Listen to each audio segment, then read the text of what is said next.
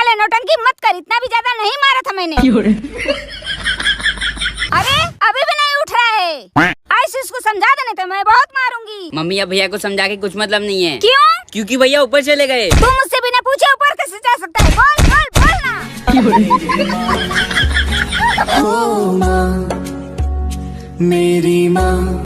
एक बार एक गरीब और अमीर लड़के में बहुत गहरी दोस्ती हुई, लेकिन उन दोनों की दोस्ती के बीच एक और अमीर लड़का आ गया। उसने अपने जैसे अमीर को तो गले लगाया, लेकिन गरीब को धक्का मारकर भगा दिया। फिर पहले अमीर ने पूछा कि तुमने उसे धक्का क्यों मारा? फिर दूसरे अमीर ने कहा कि गरीब से दोस्ती करने का कोई फायदा नहीं, वो कभी काम नहीं आते। फिर पहले अमीर दोस्त की किसी से लड़ाई हो गई और वो मार पीट पर उतर आए। उसने दूसरे अमीर दोस्त से फोन करके मदद मांगी और फिर दूसरा अमीर जब वहाँ आया तो वो अपनी जान की परवाह करते हुए वहाँ से भाग गया और फिर पहले अमीर दोस्त को बहुत मार पड़ी। फिर रास्ते में दूसरे अमीर लड़के को वही गरीब लड़का मिला और बोला कि 2 गुंडे तुम्हारे दोस्त को बहुत बुरी तरह मार रहे हैं। फिर वो गरीब दोस्त अपने दोस्त को बचाने के लिए भागा। फिर वो अपनी जान की परवाह ना करते हुए उन गुंडों को मारने लगा, पर गुंडे उस पर भी हावी हो गए। लेकिन यहाँ बात जीत की नहीं, साथ निभाने की थी, जो उस अमीर ने नहीं गरीब ने निभाई। दोस्त अमीर गरीब नहीं होता, दोस्त वही होता है जो बुरे वक्त में आपका साथ दे।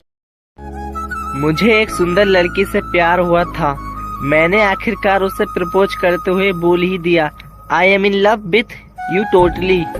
इसके बाद उसने जो कहा वो सुनकर कसम से मुझे अपने भाग्य पर से भरोसा उठ गया। वो बोली, टू टोटलो तेली माँ टोटली, तेलो बाप टोटलो, अले तेला पुलो खानदान टोटलो।